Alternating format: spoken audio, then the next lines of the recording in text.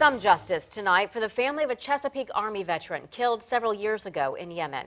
Good evening, I'm Stephanie Harris. And I'm Laura Queso. A federal judge ordered Iran to pay hundreds of millions of dollars to two families for their loved ones being kidnapped by Houthi rebels.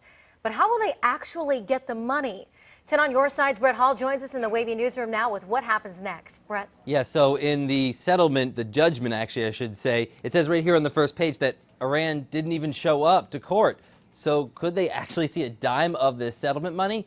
Well, the attorney who helped try the case says yes, but it may not come from Iran at first. It's been nearly 4 years since John Heyman, a more than 20-year Army veteran from Chesapeake, was killed working for the United Nations in Yemen. He loved his country, he loved his family, and that showed on a daily basis. Earlier this month, a judge agreed with Virginia Beach-based attorneys that Iran's government backed the Houthi rebel group who carried out the crime.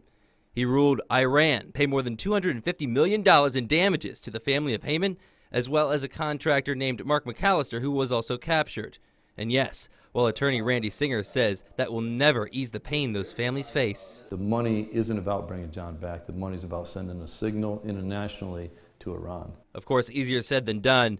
While fines from those who violate U.S. sanctions on Iran will pay up to 30% of the costs. We'll be chasing around Iranian assets because we have to find Iranian assets around the world to pay the rest of the award to the families. If that sounds like a larger headache, Singer says that's why government pressure on the country is so important. It's really Iran that's providing the weapons. It's really Iran that's pulling the trigger. It's really Iran that's providing the training.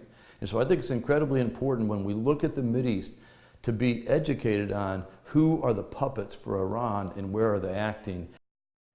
Now, Singer says if Iran ever wanted to get back in any international coalitions or really just good graces, they would have to pay those judgments first.